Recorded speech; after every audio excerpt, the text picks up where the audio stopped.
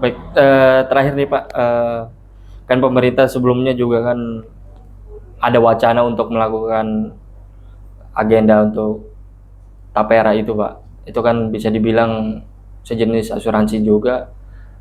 Menurut Bapak, bagaimana dengan langkah pemerintah untuk membentuk tapera itu Pak?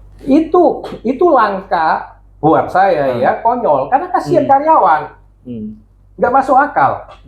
Begini loh, rumah saja belum tentu banyak yang punya karyawan itu. Ya, terus bahkan agenda dulu kampanye rumah gratis lah, rumah DP murah, sampai sekarang belum terwujud. Nah sekarang tiba-tiba dibebani lagi iuran suruh yang semua dipaksa.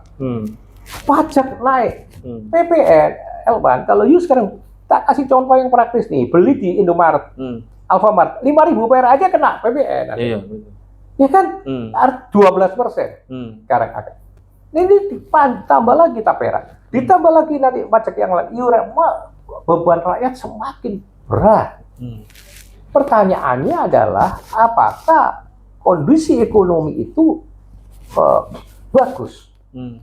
Itu tuh sekarang kondisi ekonomi yang berjaya itu di atas jumlah besar aja nih, yang kecil tapi jumlahnya ya, artinya gini, pengusaha besar itu jumlahnya yang disebut dengan crazy rich Indonesia itu, ini saya kutip keterangan BJP aja, itu cuma 5.400-an orang, bayangkan. Orang paling kaya atau crazy rich Indonesia itu jumlahnya cuma 5.400 ya, dari seluruh dari 285 juta penduduk Indonesia, ini bisa bayangin. Jauh banget nih. Sehingga daya beli masyarakat juga turun. Yang kaya itu cuma 11 juta. Jadi yang super kaya, crazy rich hanya 5.400-an orang, yang kaya 11 juta. Kaya ini berarti orang itu punya tabungan, atau bukanlah rekening giro atau pokoknya rekening di bank itu yang di atas 1 M ke atas itu. Itu cuma 11 juta. Yang lain itu yang menengah bawah atau miskin. Selesai. Makanya banyak sekali rakyat dengan mudah disogok BLT, bansos itu, dibodohin dengan itu, selesai masalah. Karena kondisinya mayoritas ini kalau mau jujur, rakyat Indonesia itu masih di situ. Nah, ekonomi yang kuat itu hanya ini tadi, yang kalau piramida terbalik, ujung itu yang cuma 5.400 dengan 11 juta itu. Itu oke, survive terus. Tapi yang menengah ke bawah ini ngos-ngosan loh, nggak gampang.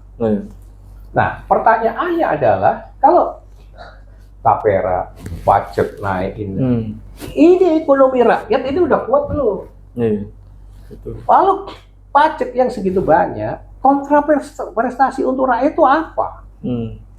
Jangan cuma mau bangun infrastruktur yang besar-besar, pakai uangnya rakyat, tapi kenyataan yang kecil-kecil, yang praktis-praktis ini, misalnya rumah rakyat yang DP 0, yang murah, yang bersih, yang baik, nggak pernah terwujud. Ya, itu kan pembodohan buat rakyat, gitu loh. Nah, dalam konteks yang semacam ini, ya mau nggak mau akhirnya pembicaraan bergeser ini ke politik, gitu. Karena rakyat harus mengerti itu, dan rakyat harus berani bersuara menolak itu. Kita jujur, Erwan, karyawan-karyawan itu nggak semuanya. Jadi jangan lihat yang kantor kayak misalnya kantor saya gini kecil, dia aja di bank, itu belum tentu gajinya tinggi loh. Iya, betul. Terus ditambah lagi tapera di ini, wah bengek lah, iya kan? Jadi pemerintah tuh ini gitu loh, ya mau bodohi rakyat, ya mau bodohi, tapi jangan keterlaluan gitu. Ngono ya ngono, bahasa Jawanya kira-kira begitu. Jadi jangan keterlaluan dong. Jangan memonopoli rakyat loh. Iya, kasihan dong. Ini tekanan ekonomi berat. Nah, harusnya berpikirlah gimana ini membangkitkan rakyat.